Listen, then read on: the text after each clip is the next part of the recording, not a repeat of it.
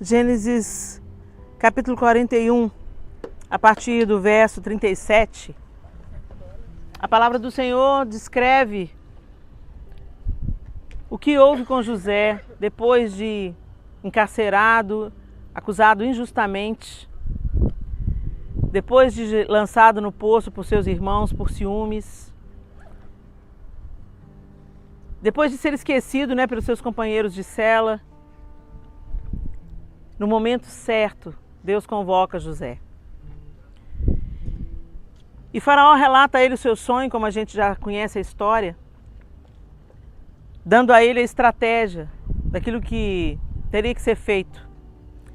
7 anos de abundância, de fartura, antecederiam 7 anos de escassez, de seca, de fome, de miséria. Não bastava interpretar o sonho, tinha que entrar com uma solução. E José oferece a solução. E a partir do verso 37 do capítulo 41 de Gênesis, o texto diz assim: o plano pareceu bom ao Faraó e a todos os seus conselheiros. Por isso o Faraó lhes perguntou: será que vamos achar alguém como este homem em quem está o Espírito Divino? Disse, pois, o Faraó a José: uma vez que Deus lhe revelou todas essas coisas, não há ninguém tão criterioso e sábio como você. Você terá o comando de meu palácio e todo o meu povo se sujeitará às suas ordens. Somente em relação ao trono serei maior que você. E o Faraó prosseguiu: entrego a você agora o comando de toda a terra do Egito. Em seguida, o Faraó tirou do dedo seu anel selo e o colocou no dedo de José. Mandou vestir linho fino e colocou uma corrente de ouro em seu pescoço. Também o fez subir em sua segunda carruagem real e à frente os arautos iam gritando: abram caminho! Assim José foi posto no comando de toda a terra do Egito. Disse ainda o Faraó a José: eu sou o Faraó, mas sem a sua palavra ninguém poderá levantar a mão nem o pé em todo o Egito. O Faraó deu a José o nome de Zafenate-Paneia e lhe deu por mulher Asenate, filha de Potífera, sacerdote de On. Depois José foi inspecionar toda a terra do Egito. José tinha 30 anos de idade quando começou a servir ao Faraó, rei do Egito. Vamos até aí. Para terminar o versículo, José tinha 30 anos de idade quando começou a servir ao Faraó, rei do Egito. Ele se ausentou da presença do Faraó e foi percorrer todo o Egito. Muito bem. Aqui a gente está vendo a ascensão de José. E é tão interessante a gente olhar para José e a gente sempre se lembra de como Deus restaurou a sorte, vamos dizer assim, de José, né? Como todos aqueles anos de dor, de sofrimento foram compensados por poder, por dinheiro, por autoridade. E ele entra vendido como escravo no Egito e se torna o segundo homem mais poderoso no Egito. E a gente costuma ver as coisas nesse prisma, né? É tão interessante que quando a gente conta a história de Davi e Eliabe, por exemplo, ninguém se coloca no lugar do Eliabe. Todo mundo se coloca no lugar do Davi, né? Eu sou um injustiçado da minha família, eu sou um incompreendido da minha família, meus irmãos não me entendem, eles têm inveja de mim, mas ninguém se coloca no lugar de Eliabe, né? Eliabe tinha um porte de rei e Deus falou com Samuel assim: não se iluda com a aparência não, porque eu conheço o coração e eu rejeitei o coração de Eliabe. Então Deus não está nem um pouco preocupado com a nossa aparência. Mas nós vivemos em um mundo de aparências. Nós estamos num contexto de aparência. Para dar um exemplo bem fácil para vocês aqui agora. Nós chegamos lá no lugar que a gente estava e a gente, ok, nós vamos nos adaptar. Mas a gente chegou aqui e falou assim: que bom, melhorou significativamente. Não é? E o que mudou de lá para cá? A aparência. Concordam comigo? Então, não adianta você falar que a aparência não é importante para você. Nós ainda não chegamos nesse nível. Mas o Senhor está trabalhando em nós.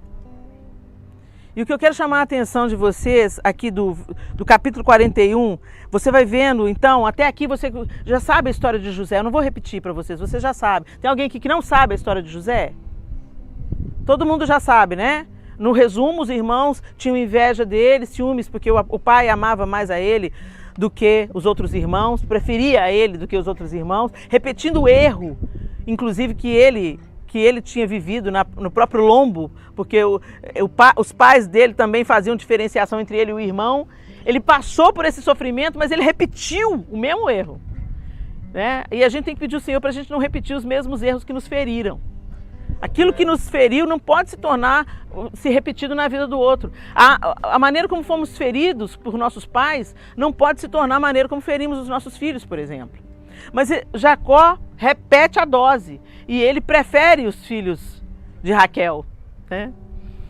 E ele era o filho preferido, isso tudo gerou uma revolta nos irmãos, os irmãos lançam ele na cisterna, eles queriam na verdade matá-lo, mas Rúben interfere, não deixa matar o irmão, não, vamos vender e vamos falar para o papai que ele morreu, porque aí papai esquece dele. Só que a gente sabe o pano de fundo que se armou para isso aí, ele foi levado para o Egito. Exatamente, no nosso primeiro meeting room nós falamos de quem? De Abraão, não foi? Vocês lembram, gente? No nosso primeiro dia a gente falou sobre Abraão, sobre a aliança que Deus fez com Abraão, e Deus passou, né, como um fogo no meio das partes dos animais, falando e como Edmeia ensinou, eu vou cumprir a aliança por mim e por você. Eu creio na aliança, eu vou cumprir essa aliança. E aí a gente viu isso, e naquele mesmo texto que a gente leu até o fim, a gente viu que ali Deus fala com Abraão, que a descendência dele iria ser trazida para o Egito e ficaria aqui por 400 anos.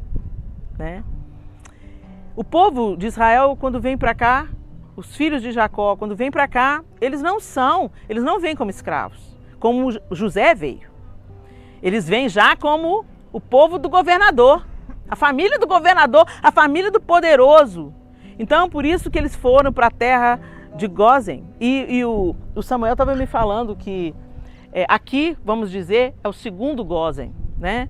Que é uma terra que se tornou fértil pela intervenção de José e tal, para poupar água, enfim, mas que o melhor lugar da terra fértil, ele falou assim, é uma terra que mana leite e mel. O Samuel usou esse termo.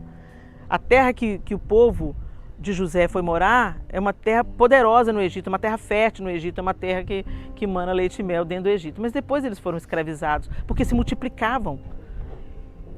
E o homem que governava, o faraó que governava, quando José era o governador, morreu José, e morreram também seus irmãos, e aquela descendência de Jacó foi enterrada, e o povo foi se multiplicando, e o próximo faraó temeu a multiplicação do povo, e veio com mão dura sobre o povo. Isso tudo é profetizado. E aí José, o próprio José, no capítulo 50, narra o falecimento de Jacó, como José sofreu. Os irmãos ficaram ali apavorados, pensaram, agora nosso pai morreu, nosso irmão vai tirar a máscara e vai mostrar quem ele é. Mas ali aparece a face perdoadora de José. E no verso 22 do capítulo 50, escutem. José permaneceu no Egito com toda a família de seu pai. Viveu 110 anos e viu a terceira geração dos filhos de Efraim. Além disso, recebeu como seus os filhos de Maquir, filho de Manassés. Antes de morrer, José disse a seus irmãos, estou à beira da morte, mas Deus certamente virá em auxílio de vocês e os tirará desta terra, levando-os para a terra que prometeu com juramento a Abraão, a Isaque e a Jacó. E José fez que os filhos de Israel lhe prestassem um juramento, dizendo-lhes, quando Deus intervir em favor de vocês, levem os meus ossos daqui. Morreu José com a idade de 110 anos e depois de embalsamado foi colocado num sarcófago no Egito. A gente está vendo, né, tanta coisa aqui. Agora a gente vê com outros olhos, agora a gente sabe o que é um sarcófago, a gente sabe como é que o José foi preparado. Hoje a gente vi um túmulo semelhante ao que seria o túmulo de José, porque também era de um chefe de Estado, né, de uma pessoa importante no Estado. E José viveu uma vida próspera, abençoada e poderosa depois que a mão do Senhor o levantou como governador do Egito. Mas o coração de José não estava no Egito. Estava na promessa de Deus, a ponto dele falar: não quero nem que os meus ossos fiquem aqui. E, gente, nós somos muito envolvidos pelo Egito ao nosso redor. E agora eu não estou falando da geografia. Eu estou falando dos atrativos, a tecnologia, a riqueza, a ciência, a sabedoria humana. O Egito era o ápice, o topo da pirâmide do mundo, no tempo de José. Eles eram um povo poderoso e a gente tem aprendido isso aqui todos os dias. E a gente tem visto uma igreja que muitas vezes sucumbe às propostas de poder. Uma igreja que sucumbe à mesa do utilitarismo. Eu quero sair na foto com fulano, porque fulano é famoso gospel. Eu quero sentar na mesa dos grandes. Gente, eu já ouvi esse termo. Eu já ouvi esse termo. Sentar nas mesas do grande é Deus, senta na mesa dele. Mas a gente se deixa facilmente impressionar pelas propostas de poder que esse tempo nos dá. E em todas as áreas. Algumas pessoas querem andar com gente que tem dinheiro, porque pensa assim: vai que eu ganho alguma coisa.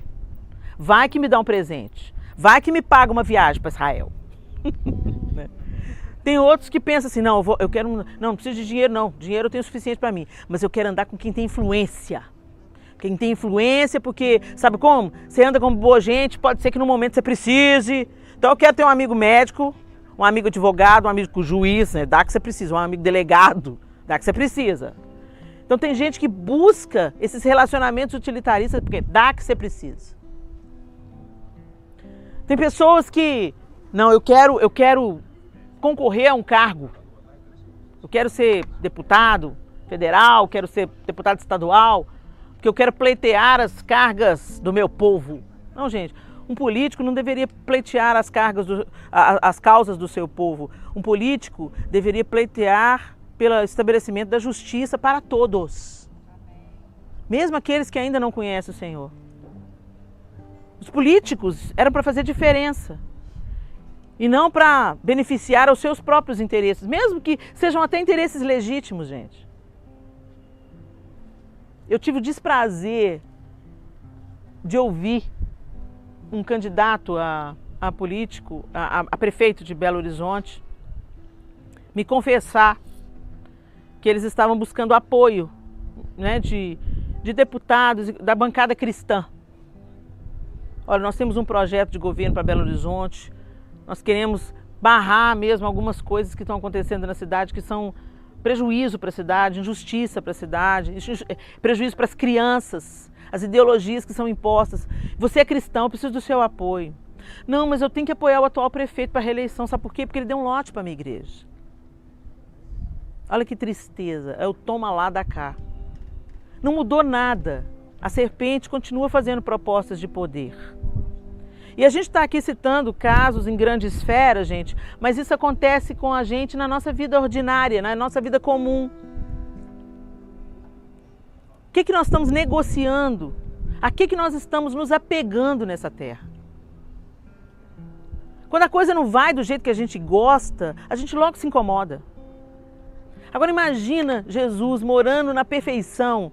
Quando a gente foi no lixão ontem, eu estava comentando com as pessoas que estavam no nosso carro, né? E eu acho que eu também comentei isso com vocês.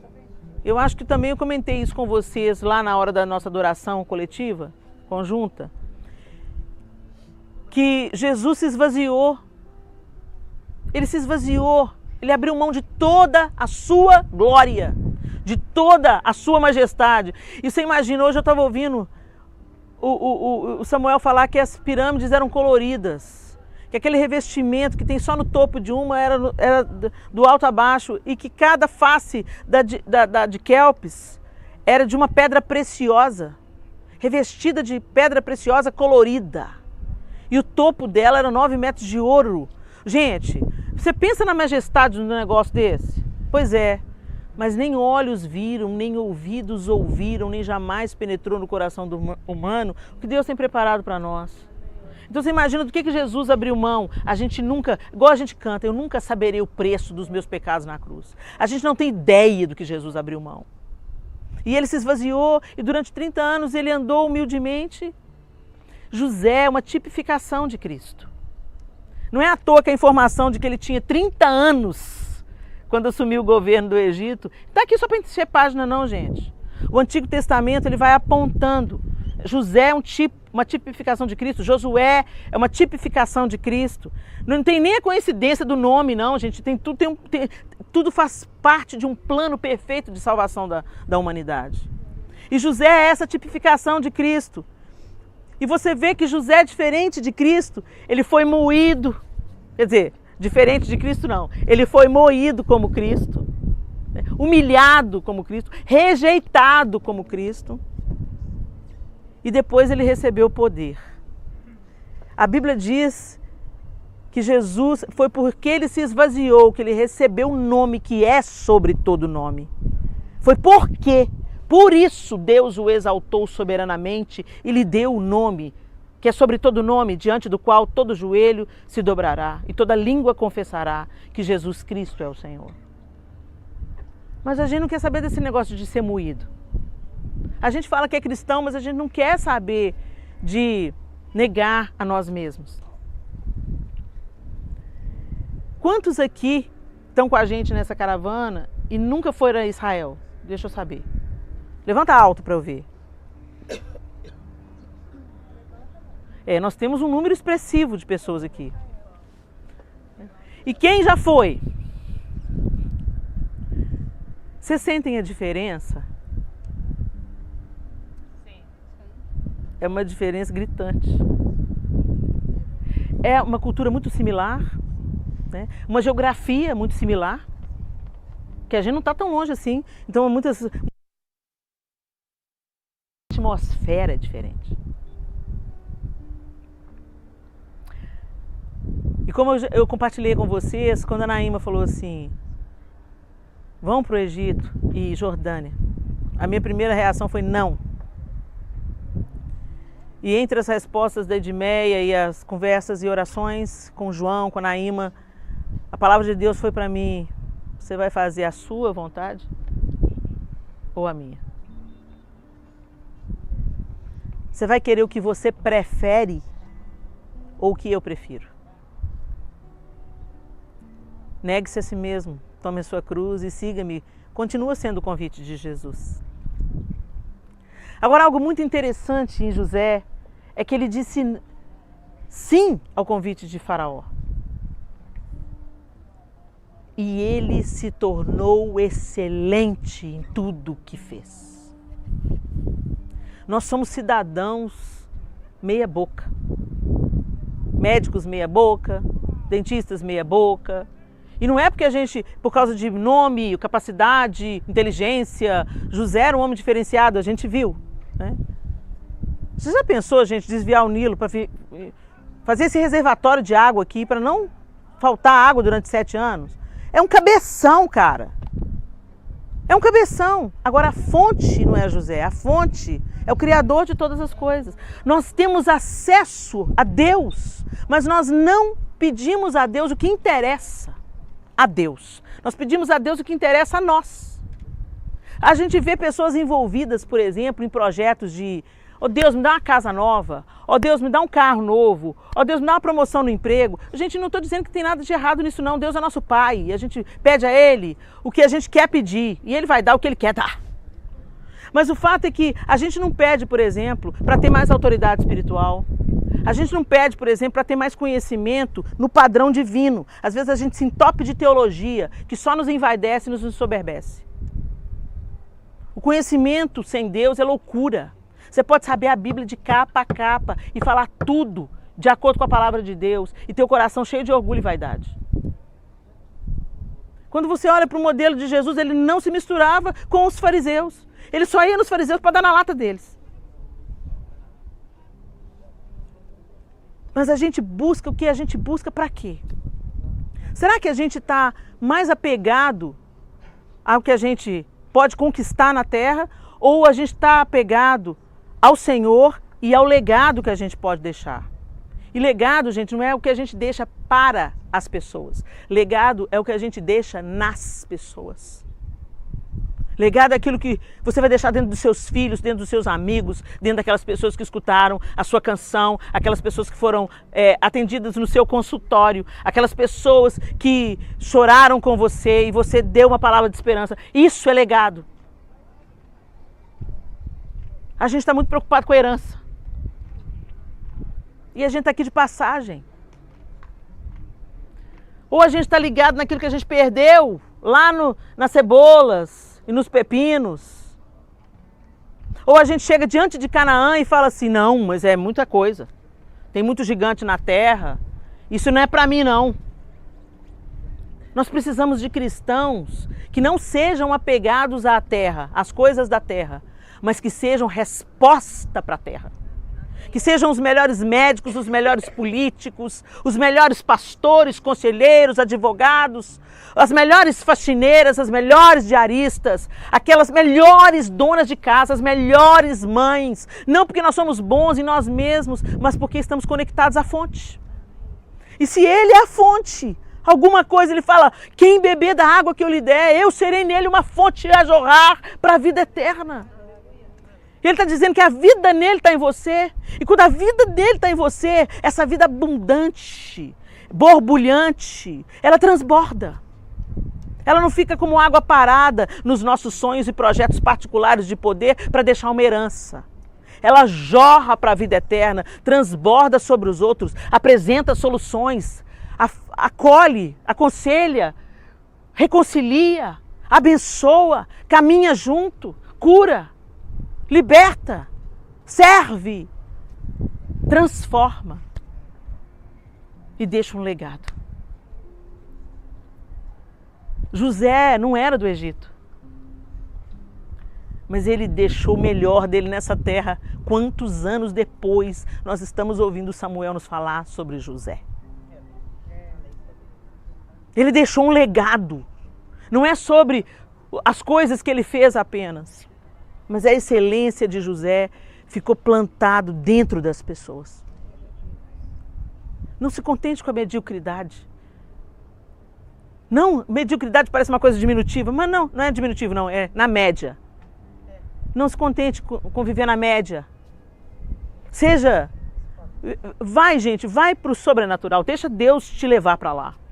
Se largue, se abandone nos braços do Senhor e deixa Ele te levar, porque tudo que a gente tenta construir na nossa própria força e no nosso próprio braço, a gente às vezes constrói muita coisa, muita herança, mas não deixa nada de legado, não muda a vida de ninguém, não salga a comida, não ilumina a escuridão. A gente é muito voltado para nós, muito voltado para o eu vou fazer, eu vou ganhar. E quando a gente às vezes vê pessoas querendo fazer alguma coisa, elas estão querendo fazer o seu próprio nome. Elas estão querendo trazer glória ao seu próprio nome. Deus não dá a glória dele a ninguém. Toda a vida de Jesus foi apontando para o Pai. Toda a vida, tudo o que ele fez foi apontando para o Pai. Foi apresentando o Pai a nós. Quando ele nos ensina a orar, ele fala, vocês vão orar assim, Pai Nosso. Ele não fala, Jesus Nosso. Ele fala, Pai Nosso. Ele nos apresenta, ele nos reconcilia com o Pai. E o Espírito Santo faz a mesma coisa conosco e Jesus. Nós só cremos em Jesus porque o Espírito Santo... Jesus fala assim, olha, eu preciso de ir. Eu sei que vocês querem que eu fique, mas eu preciso de ir, porque se eu não for, ele não virá. E ele virá e ele ensinará a vocês todas as coisas. Mas uma coisa eficaz que o inimigo da nossa alma achou foi esse nosso ego vaidoso. E aí a gente se distrai com quinquilharia, gente. Eu tenho usado muito essa comparação porque é uma coisa que falou muito forte comigo. Quando os portugueses chegaram no Brasil, eles descobriram que era uma terra abundante, de riqueza, um solo recheado de pedra preciosa, ouro, o pau-brasil valiosíssimo. Aí o que eles fizeram? Arrumaram uns espelhinhos para os índios. Deixa a gente chegar, deixa a gente entrar, que a gente te paga, olha aqui, olha, espelho. É tão interessante, espelho faz o quê? A gente vê a gente mesmo. Eu fico imaginando os índios assim, fascinados com a própria imagem refletida em um objeto. Eles só conseguiam ver eles refletidos na água, de um jeito imperfeito, e agora dava para ver mais claramente, não como a gente vê hoje, claro, mas dava para ver mais claramente através daquele metal polido a imagem deles. E eles se fascinaram com aquilo ali. Enquanto os colonizadores, amigos, estavam dando presentes, estavam garfando a terra deles, porque eles nem sabiam quanto valor tinha. O diabo faz a mesma coisa com a gente, ele oferece um tanto de espelhinho. E a gente se distrai do propósito. E eu fico muito feliz de saber que vocês estão aqui. Principalmente, gente, com todo o respeito que vocês me permitam, vocês que já foram a Israel, todo o meu respeito para você que não foi a Israel, que sonhou em Israel e veio para o Egito. E vai para a Jordânia. Você espera aí. Eu quero conhecer Israel porque eu nunca fui lá, mas o que tem lá no Egito? O que tem lá na Jordânia? Deixa eu ir lá ver. E eu sinto que quando eu fui compartilhando com vocês que nós iríamos aqui levantar um altar de adoração ao Senhor, de intercessão por essas terras, que também são terras bíblicas, né? Vocês disseram sim. E eu não estou condenando, em nome de Jesus, o Senhor sabe, eu não estou condenando. Mas uma pessoa, por exemplo, quando a Naíma falou, olha, o plano agora é esse. Ela falou com a Naíma assim, Naíma, então muda o meu pacote. Porque com certeza ela tinha um plano de ir para o nosso outro destino, né? Muda o meu pacote, Naíma, por favor. E a Naíma, tá bom. O que você quer? Eu estou usando o exemplo dela, gente, porque talvez eu faria a mesma coisa uns anos atrás. E eu nem conheço a pessoa.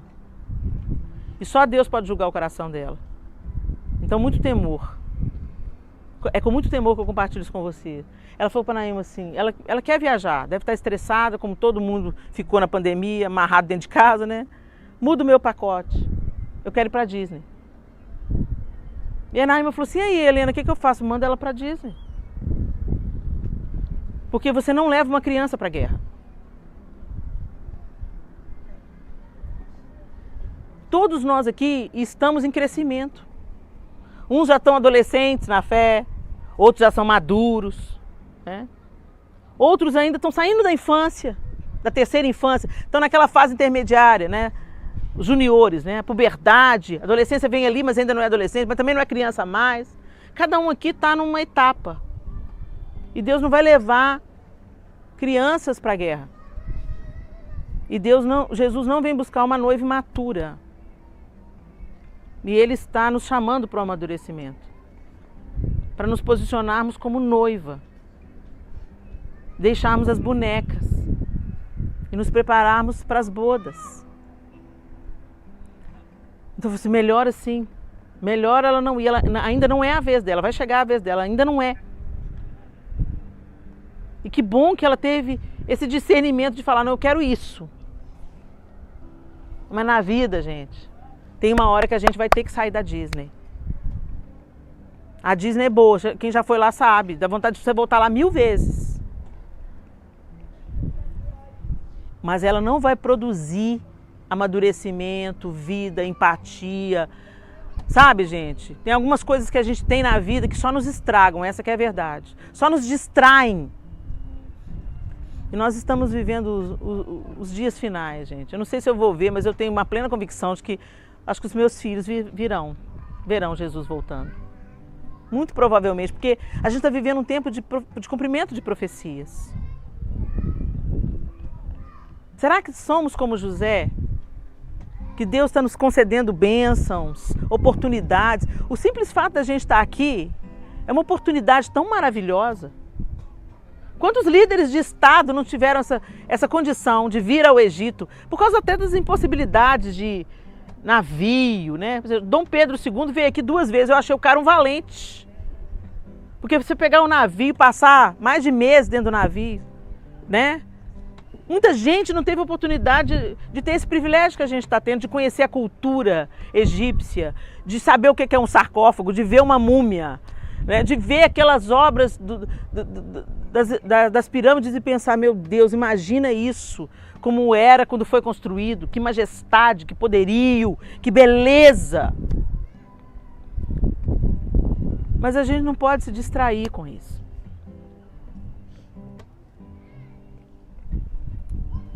Então eu quero chamar você à reflexão, abaixe sua cabeça. Eu quero que você faça assim uma autoanálise. Como é que você está vivendo a sua jornada de fé? A Djanira, um dia desses, quando a gente estava vindo para cá, ela comentou comigo que ela, como enfermeira, às vezes orava pelos enfermos. E ela tinha que orar baixo, porque às vezes as pessoas criticavam ela. E ela falou assim, eu não entendo, pastora, porque tem gente que fala que crê em Deus, mas critica o outro que ora. Critica se você ajoelha e fala, vou falar com Deus. Mas você não crê em Deus? Creio em Deus. Você acredita que Ele é real? Acredito. Então, eu estou orando para Ele. Não, não faça isso não, que você paga mico. A gente fala que crê em Deus, a gente frequenta uma igreja, a gente vai para o congresso de mulheres, lá no Egito Jordânia, a gente ora, a gente jejua, a gente intercede. Mas no seu dia a dia, será que você está chegando mais perto de se semelhar com José? E de Jesus?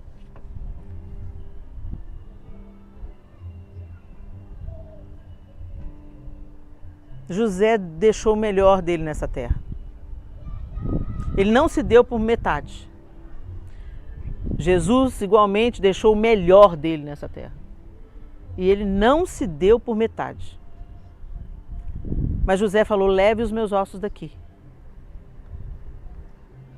E Jesus ressuscitou, mas disse, eu vou voltar e vou restaurar todas as coisas.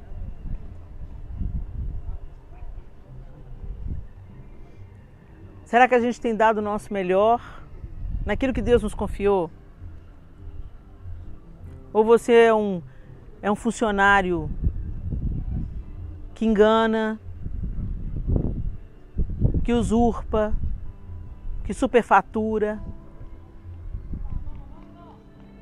Você é uma mãe que se dedica ou você acha que cuidar de filho é perda de tempo, porque afinal de contas eles casam?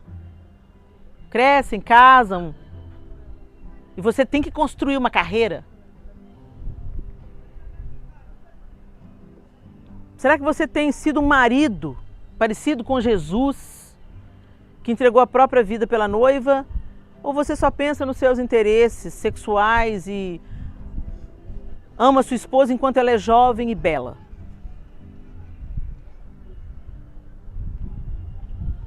Será que você tem sido uma esposa que não vê o serviço ao marido como um fardo, mas como uma oportunidade de transbordar Deus no seu serviço?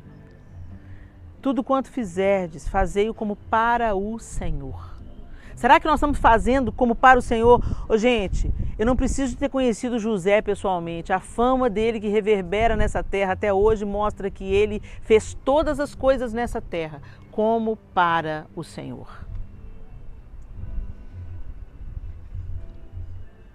Ele focou no que ele tinha que fazer, ele fez o seu melhor, ele constituiu uma família aqui, mas na hora da sua morte ele fala para os seus irmãos, Deus vai intervir na história, ele vai cumprir a promessa, e quando ele cumprir a promessa, leve os meus ossos daqui.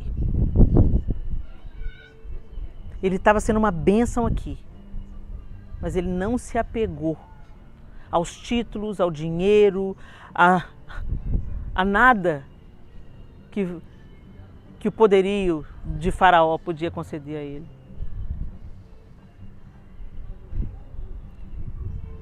Nós nos vendemos às vezes por muito menos, gente. E quando eu falo nós, eu estou falando nós com todo o interesse do meu coração.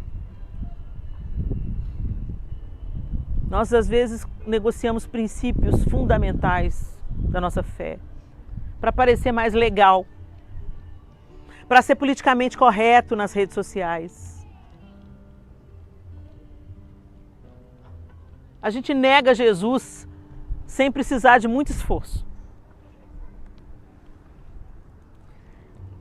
Eu não conheço vocês, a gente está se conhecendo. Mas eu quero que você seja sincero, faça uma autoanálise. Como é que você tem vivido o seu caminho de fé até aqui? Se você está trabalhando por uma herança ou por um legado. Se você está buscando fama para si ou glória para Deus. Se você está apegado às possibilidades da ciência, tecnologia, dinheiro, poder, cargos, promoções, carreira,